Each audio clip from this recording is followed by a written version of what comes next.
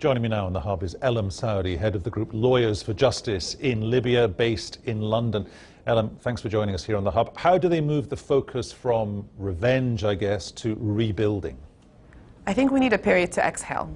Once that's done and we've got a minute to take stock of what's happened today and yesterday, then I think we can move forward. We've been waiting for this day for over 40 years. It's not a question of 6 months or 8 months that we've been looking forward to this. It's been 40 years of anxiety and aspirations that have been curtailed by the government. So much anger, so many guns, so many weapons.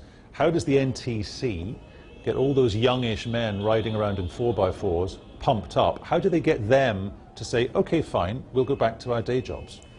I actually feel much more positive about the answer to this today than I did a week ago. I was in Tripoli last week, and I had lots of conversations on behalf of Lawyers for Justice with people on the ground, and actually they're all desperate to get back to their day jobs. Libya is not a bloodthirsty society. We were reacting to a very bloodthirsty leader, but it's not in our nature, and we want to go back to work. We want to go back to producing, to helping the country rebuild. In fact, I think the most common occupation amongst the revolutionary fighters is dentistry. So they're not bloodthirsty young people with guns on 4x4s. They're professionals who want to get back to their profession. Okay, and when it comes to the other point, though, there is perhaps an overly simplistic attitude or a frame for this, which says that there has been quite a fractious relationship between the different tribes. You seem to be saying that should not be a big issue.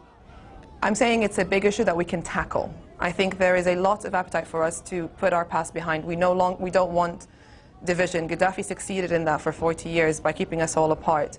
What he's also succeeded in the last 8 months is bringing us together. And I know it's hard work, and we all anticipate it, and we know that it is hard work. We acknowledge our differences, and we should get to a position where we can celebrate them instead of using them to divide us. Does that mean the NTC's got to nudge people in the right direction of saying, okay, we got it wrong, we've got flaws, but we can all move in the same direction? I think the NTC does that already. The NTC recognizes that we're a pluralist society and recognizes that there are many colors to Libya. And actually, I'm very excited about having a nation where everyone has a voice.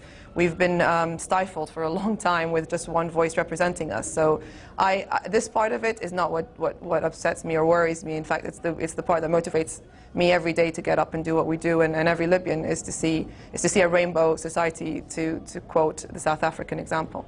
Do you think the NTC, what we believe will become the country's leadership, can live up to those ideals, can live up to that idea of that commitment?